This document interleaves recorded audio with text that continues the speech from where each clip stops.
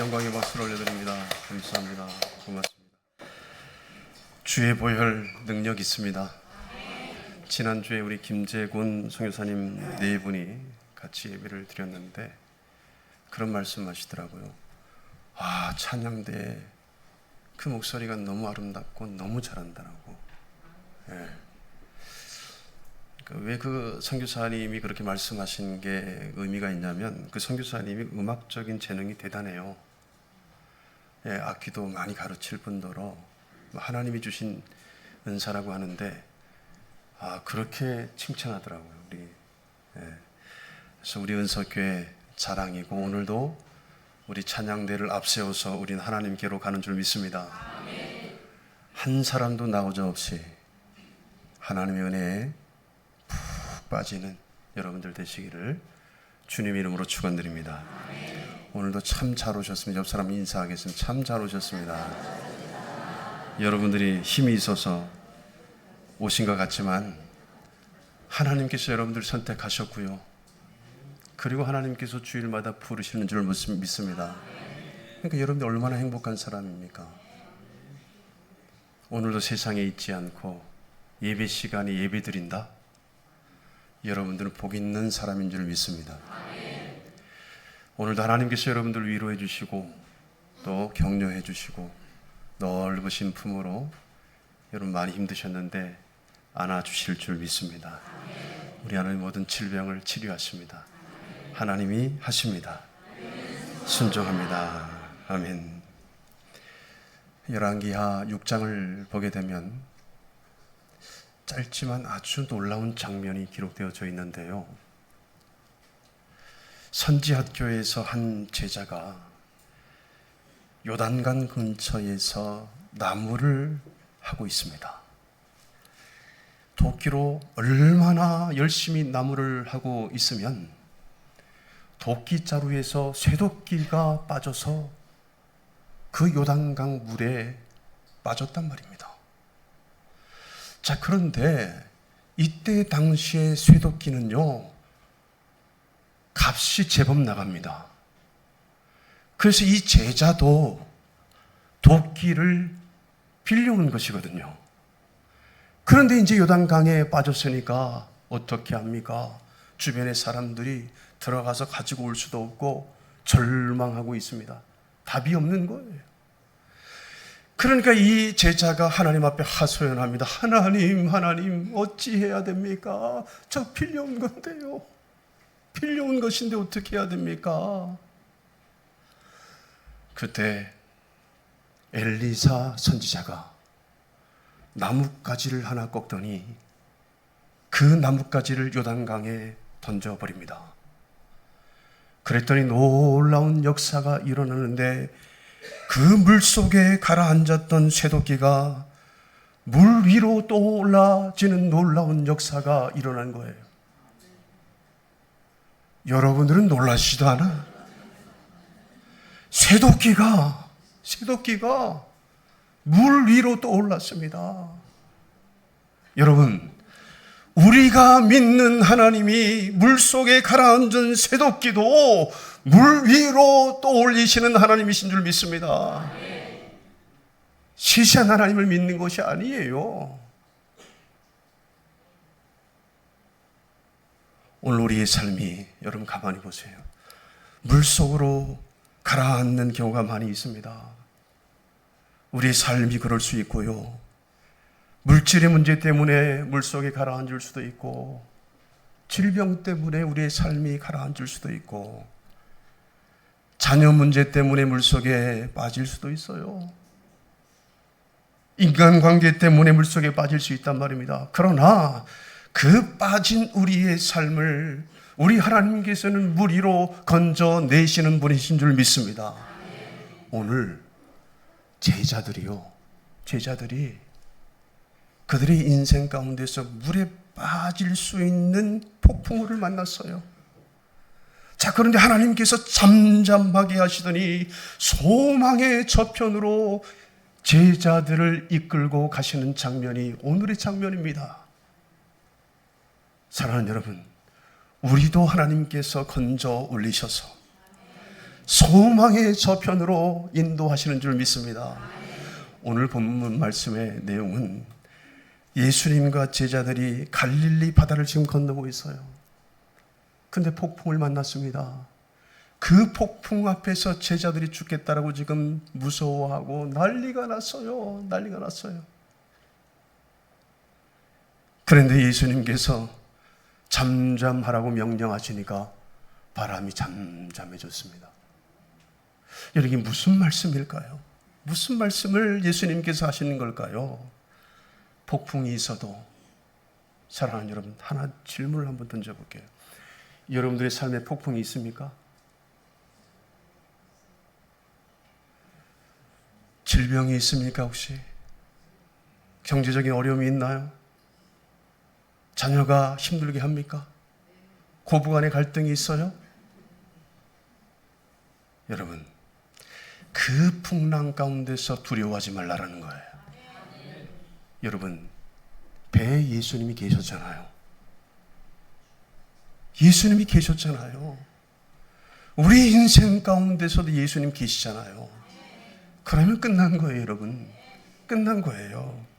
그래서 풍랑을 넘어서 소망의 저편으로 우리를 인도하시는데, 첫 번째로 예수님과 함께 출발한 인생에는 반드시 소망의 목적지가 있다는 거예요.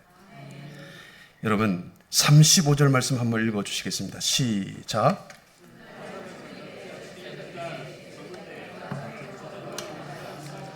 아멘. 여러분, 풍랑은 우리의 목적지가 아니에요. 우리 앞에 있는 문제는 우리의 목적지가 아니란 말입니다. 풍랑은 지나가는 과정이에요. 문제가 잠시 우리를 흔들 수 있지만 여러분, 하나님의 약속까지 흔들 수는 없는 거예요. 하나님께서 우리를 부르셨고 하나님께서 우리와 함께 출발하셨다면 하나님께서 반드시 목적지까지 가게 하시는 줄 믿습니다. 힘들어도요. 자동차를 제가 타고 가다가 오래전 일이죠. 내비게이션이 없던 시절에 이제 처가댁을 가는데, 예산에서 처가댁을 이제 가기 위해서 서해 쪽으로 쭉 가다가 좀 정읍을 빨리 갈 수 있지 않을까라고 생각해서 그냥 지도도 안 보고 제 임의대로 차를 운전하기 시작했습니다. 그러니까 이상한 길로 가니까 집사람과 어린 아이들이 이 길이 맞냐고 묻는 거죠. 그래서 저는 자신 있게 나를 따르라. 그리고 자신 있게 1시간을 갔는데 세상에 다리가 있는 줄 알았는데 다리가 없는 거예요. 그래가지고 1시간을 갔다가 1시간을 다시 돌아오면서 제가 죽을 뻔했습니다. 집사람 잔소리 때문에. 아니, 길을 모르면 물어서 갔지. 아니, 지도를 봐야지. 아이들도 짜증내고 난리. 지금까지 이야기해요. 그때 제가 지도를 봤더라면 됐을 텐데. 근데 여러분, 요 사이에 내비게이션 보세요. 우리가 내비게이션, 길을 알면, 길을 요즘은 알아도 내비게이션을 가지고 가야 돼. 왜? 사고까지 다 잡아내거든요. 앞에 도로 상황을 다 이미 감지해서 알려주거든요. 그래서 빠른 길을 가게 한단 말입니다. 근데 잘못 가면은 재탐색하죠. 우리 집사람처럼 뭐라고 안 합니다. 또 다른 길로 가도 잔소리 안 합니다. 재탐색합니다. 10번을 해도 그래요. 100번을 해도 그래요, 여러분. 100번을 해도 그래요. 도대체 왜 운전을 그렇게 하십니까? 제가 아까 오른쪽으로 가라고 했잖아요. 이렇게 내비게이션이 그런 이야기를 안 한다고요. 그래서 내비게이션이 아내보다 좋다고 하는 그런 운전자들이 많이 돼요. 자, 여러분, 우리가 예상과 다른 길을 갈 때 있어요. 그때 우리 하나님께서는 우리를 버리지 않으신다는 겁니다. 여러분, 다시 길을 열어주시는 거예요. 다시 돌아갈 수 있게 하신단 말입니다. 여러분, 잠시 멈출 수 있죠. 잠시 가슴 아플 수 있어요. 잠시 고통스러울 수 있습니다. 그러나 목적지는 바뀌지 않아요. 그 목적지를 향해서 저와 여러분들은 가는 줄 믿습니다. 그 목적지가 어디예요? 하나님 나라, 킹덤 하나님 나라. 예. 하나님이 아브라함에게 이렇게 말씀하셨습니다. 너는 본토 친척 아비집을 떠나서 내가 내게 지시할 땅으로 가라. 갑자기 뜬금없이 나타나서 하나님께서 아브라함에게 이렇게 말씀하신 거예요. 너무 황당하지 않습니까? 잘 먹고 잘 살고 있어요. 아버지 되라는 나무로 우상을 만들어서 잘 먹고 잘 살고 있단 말입니다. 근데 갑자기 하나님께서 나타나서 무슨 아브라함이 예수를 잘 믿었던 것도 아니고 하나님을 잘 믿었던 것도 아니고 뭐 그렇게 잘생기지도 않았던 것 같은데 하나님께서 일방적으로 찾아와서 아브라함을 부르시면서 집을 떠나라는 거예요. 그러니까 아브라함은 목적지를 자세히 알지도 못했어요. 지도도 없었고 오늘날처럼 언제 도착할지도 몰라요. 그러나 한 가지 분명한 사실이 있는데 하나님께서 함께 가신다는 사실이에요. 그러니까 그래서 아브라함 믿음으로 첫걸음을 걸어갔고요. 보세요 여러분, 결국 하나님께서 약속하신 가나안 땅에 이르게 되잖아요. 그의 인생은 여러분 보세요, 방황으로 끝나지 않았어요. 하나님의 약속이 목적지까지 되었고요. 믿음의 조상이 되는 놀라운 은혜가 아브라함에게 임했잖아요. 여러분, 갈릴리 바다를 건너려는 제자들도 마찬가지였어요. 예수님은 풍랑이 있을지 모르지만 출발하자라고 말씀하신 것이 아니고요, 우리가 저편으로 건너가자 목적지를 분명하게 말씀하셨어요. 가자라고만 말씀하지 않으셨어요.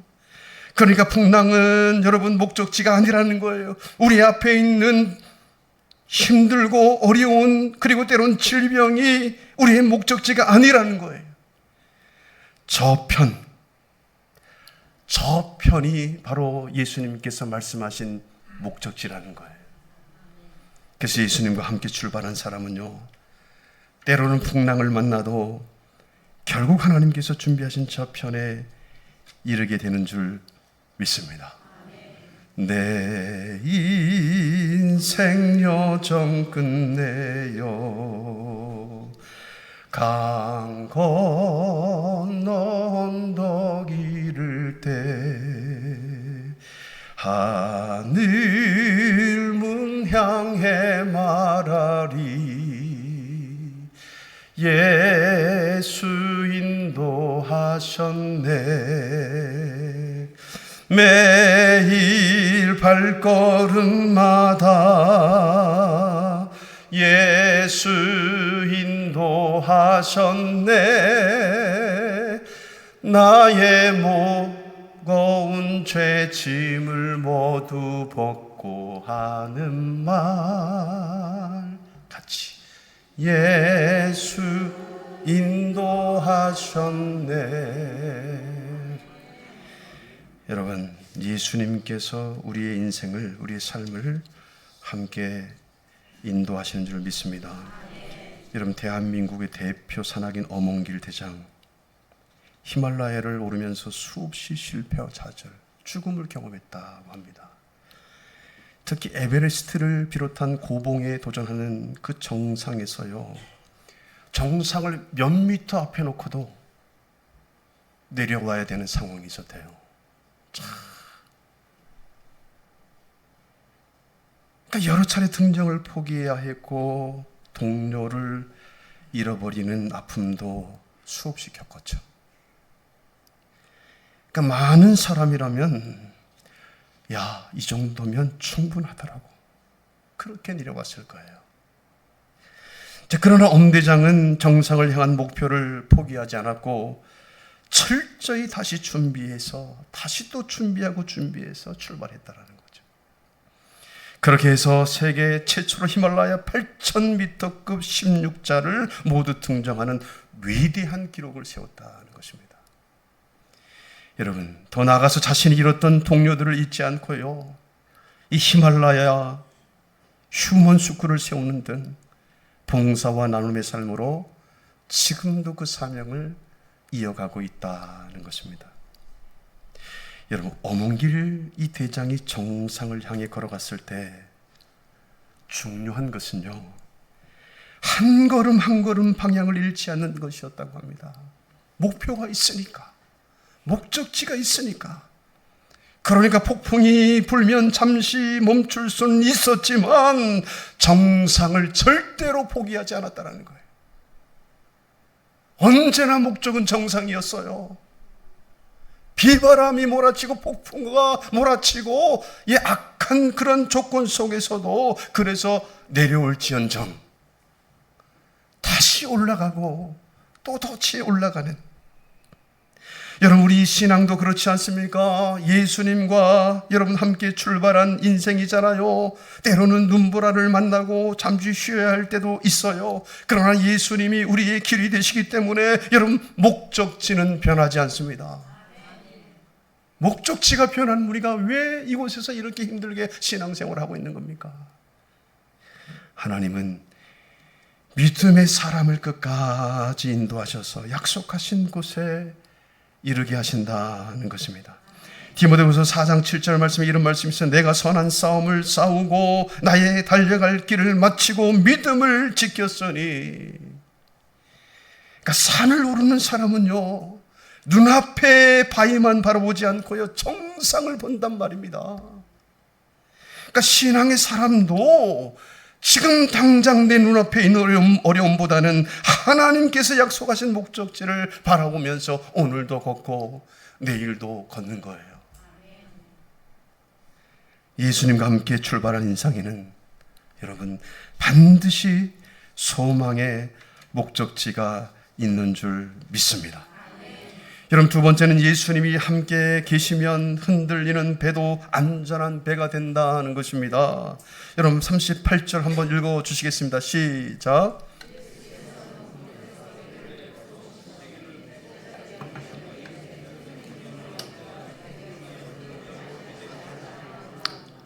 아멘. 여러분 제자들은 예수님께서 주무시는 그 모습을 보면서 자신들을 돌보지 않는다라고 생각했어요.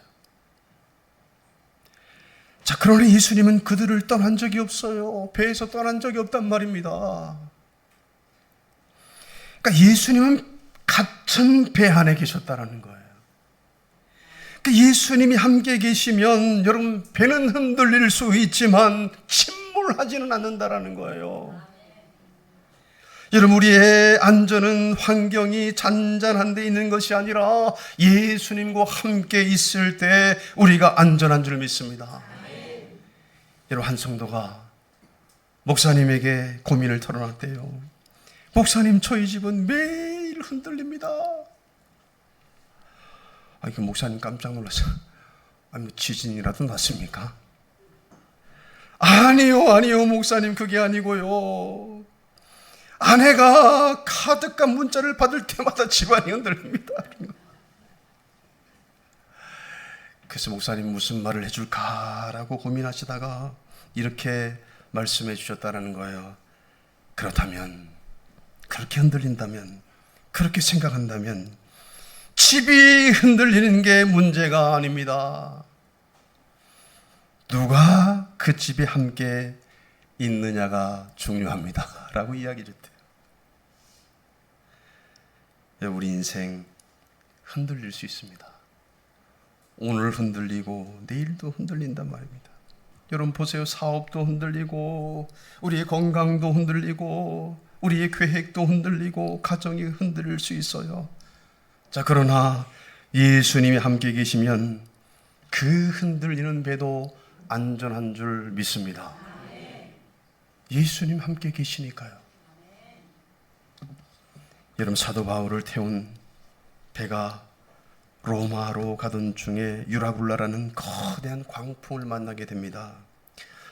그러니까 배가 여러 날 동안 해와 별도 보이지 않을 정도로 심한 폭풍이 시달렸는데 사람들이 결국 구원의 여망까지 다 없어졌더라라고 이야기할 정도로 다 삶을 포기하고 있는 그런 상황이에요. 얼마나 광풍이 심했으면요.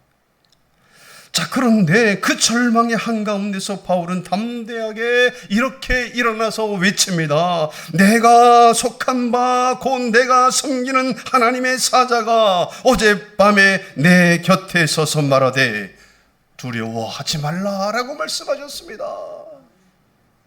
두려워하지 말라.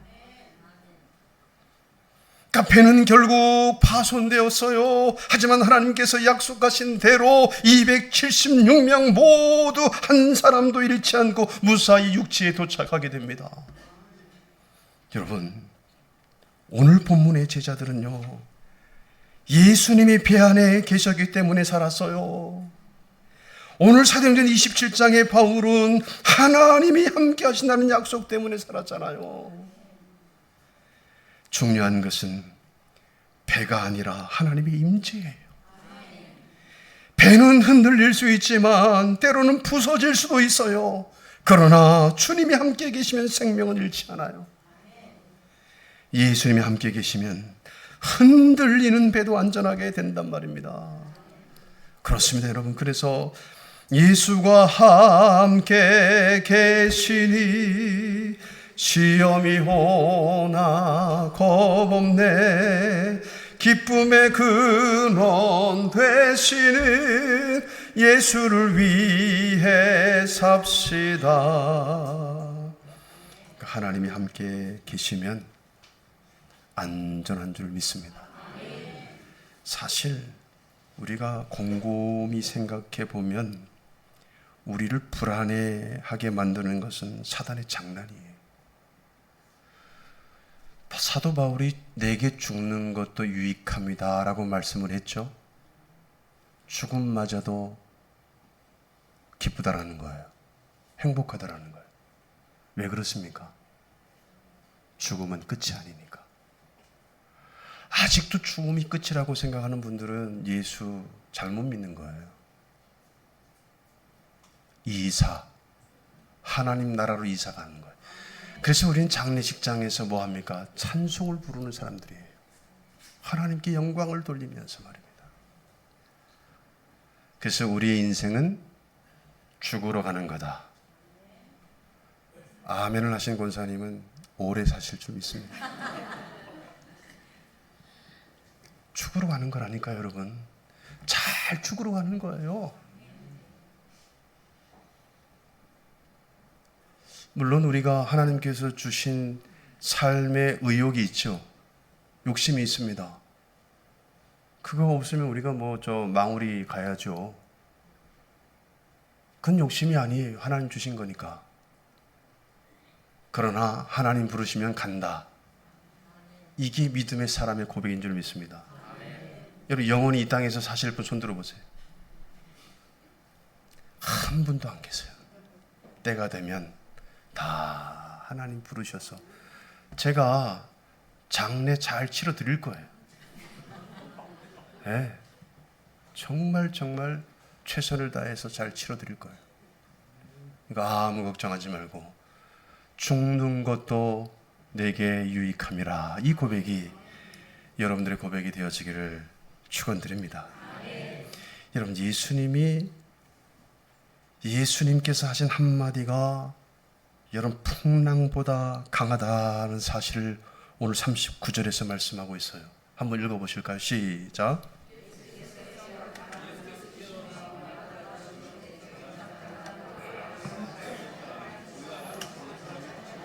참 예수님도 짓궂어요. 그렇게 풍랑이 부는데도 예수님께서 주무셨단 말입니다. 근데 예수님의 사역을 가만히 보면 아침 새벽부터 일어나서 저녁 늦게까지 쉴 시간이 없었어요. 그러니까 그 풍랑이 있는데도 예수님께는 잠을 주무신 거예요. 그런 상황에서 말입니다. 근데 지금 막 제자들이 막 난리가 났어요. 우리를 죽이려 하십니까? 이 상황에서 잠이 옵니까, 예수님? 그러니까 예수님께 주무시다가 뭐 하겠어요? 깨시겠죠. 그래서 가만히 보니까 이 바람이 분단 말입니다. 넘실 죽을 것 같단 말입니다. 근데 예수님이 너무 마음이 아팠어요. 제자들이 나를 믿고 있나? 정말 믿고 있는 걸까? 왜 이렇게 두려워하지? 이게 여기 말씀입니다. 어찌 믿음이 없느냐? 너희에게 어찌 믿음이 없느냐는 거예요. 예수님 지금 다른 저기 유럽에 가신 것도 아니고 좀 미국에 가신 것도 아니고 지금 같은 배에 계신데도 불구하고 풍랑이 인다고 말입니다. 눈앞에 보이는 풍랑 때문에 나 죽겠다. 예수님 지금 뭐 하는 짓인지 모르겠다. 이 상황에서 잠을 주무시니까 말이야. 예수님이 너무 마음이 아프셨을 거예요. 같이 있는데도 불구하고 앞에 있는 풍랑 때문에, 질병 때문에, 문제 때문에 불평하고 있는 제자들의 모습을 보고 예수님이 실망하셨을 거란 말입니다. 제 생각이에요. 그 말씀은 여기 나와 있지 않아요. 근데 짐작컨대 어찌 믿음이 없느냐? 너희에게 어찌 믿음이 없느냐? 여러분, 예수님이 일어나셨어요. 그리고 바람을 꾸짖으시면서 바다를 향해 말씀하셨습니다. 그러자 바람이 그치고 아주 잔잔해졌어요. 바람은 예수님의 말씀을 들었습니다. 여러분, 파도도 예수님의 명령에 순종했어요. 자연도 주님의 권세 아래 있었단 말입니다. 예수님께서 잠잠하라고 하니까 그 거세게 불던 바람도 잠잠해지는 놀라운 역사가 일어나는 거예요. 여러분 보세요. 풍랑은 크지만 예수님의 말씀보다 크지 않고요. 우리의 문제도 주님보다 크지 않아요. 병이 크다고 해도 주님보다 더 크지 않고 경제적인 어려움이 무겁다 해도 하나님의 공급보다도 크지 않습니다. 자녀의 문제가 오래되었다고 해도 하나님의 사랑보다 길지 않다라는 이야기예요. 예수님의 말씀은 환경을 다스릴 뿐만 아니라 우리의 마음속 두려움도 잠잠하게 하시는 줄 믿습니다. 어떤 성도가 천국에 가서 베드로에게 이렇게 물었대요. 베드로 사도님, 천국에 걱정이 있습니까? 없습니까? 이런 엉뚱한 질문을 하고 있어요. 베드로가 이렇게 이야기하죠. 아이고, 걱정거리는 천국 문 앞에서 모두 입장 거절당합니다. 걱정이 들어갈 입구가 없단 말입니다. 우리가 육신을 입고 있어서 걱정하고 두려워하고 염려하지만, 그래서 성경은 여러분들이 힘들까 봐 염려하지 말라, 괜히 하신 말씀이 아니에요. 염려하지 말라라고 하신 말씀의 전제는 염려거리가 있다 없다? 있다. 인생 자체가 염려해요. 자식들은 왜 이렇게 염려거리는지 모르겠어. 때로는 남편도 그렇고요, 때로는 아내도 그렇고, 때로는 동료도 그렇고, 때로는 아무개 동료, 집사, 권사도 그렇고.